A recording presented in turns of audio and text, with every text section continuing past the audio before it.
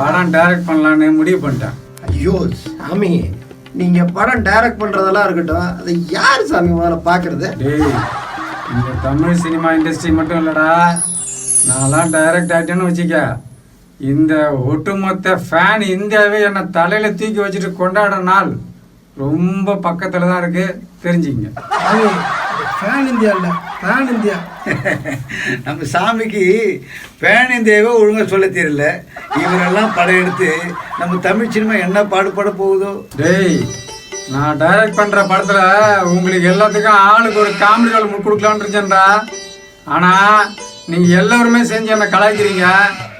எல்லா காமெடி ரோலையும் நானே ஒரு மாறு வேஷத்துல போட்டு நானே நடிச்சிடறேன்டா.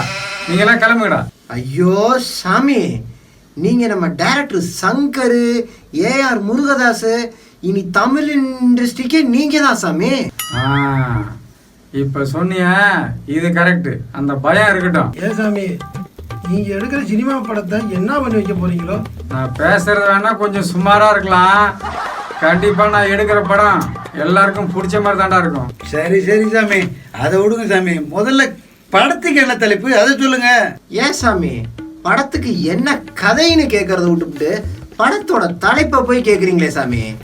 இப்பெல்லாம் யாரு சாமி கதை வச்சு படம் பண்றாங்க? அட, நம்ம அண்ணன் சத்யராஜ் சொன்ன மாதிரி ஹீரோ ஹீரோயின் கால் சீட்டு கிடைச்சாலே போதுமே, படம் பண்ணிடலாமே. அப்புறம் என்ன அவளை? அட, இப்போ யாருமே கதை இல்லாமல் படம் பண்ணும்போது நம்ம சாமி மட்டும் அது விதிவிலக்கா என்ன? ஆமாம் சாமி, சரியா சொன்னீங்க போங்க. இப்போ வர்ற படமெல்லாம் கஞ்சா, பீடி, அபின்னு, சாதி வெறி, மத வெறின்னு தான் எடுக்கிறானுங்க.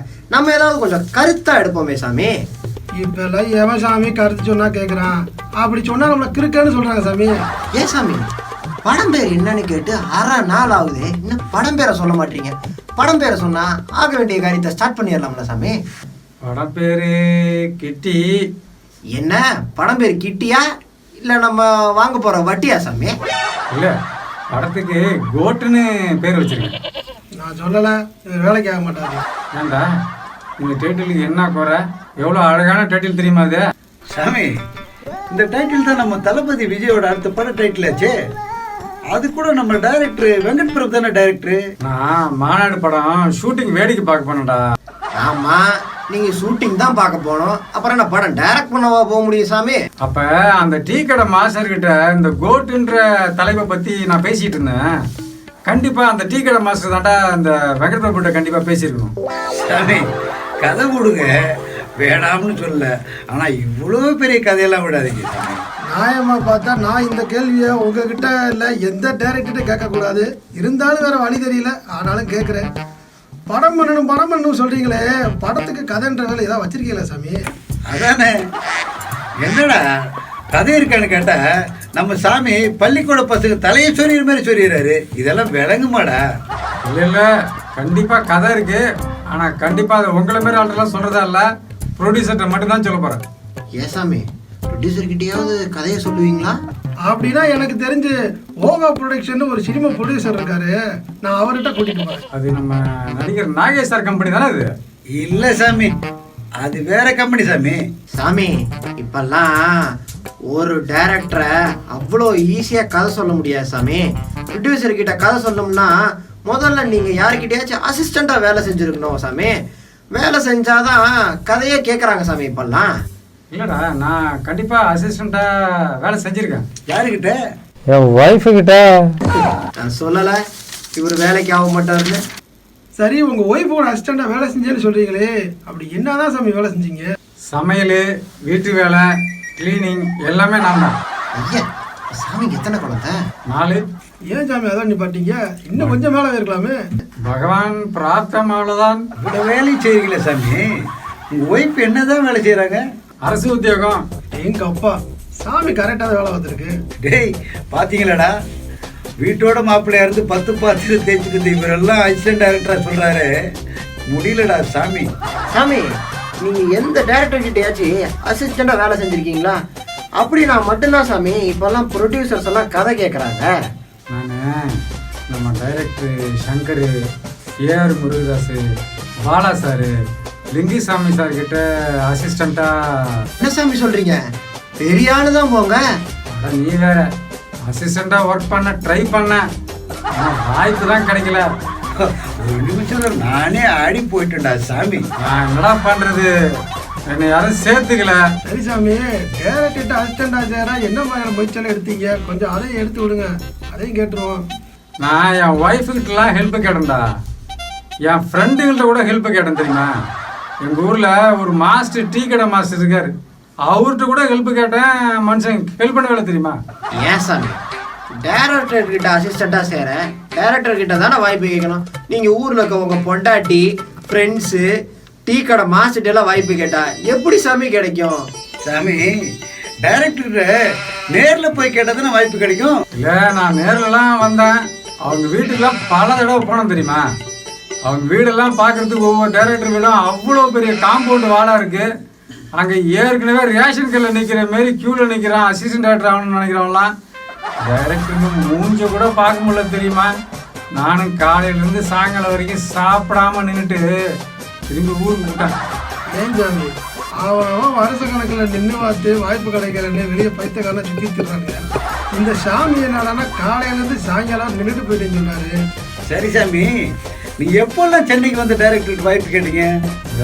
குழந்தைங்களுக்கு துணி எடுக்க சென்னை சரண ஸ்டோர்ஸ் வந்தப்ப. சரி, அப்புறம் பசங்களுக்கு காது குத்துக்கு துணி எடுக்க சென்னை சரண ஸ்டோர்ஸ் வந்தேன். அப்போ அதே சரவண சோதானா?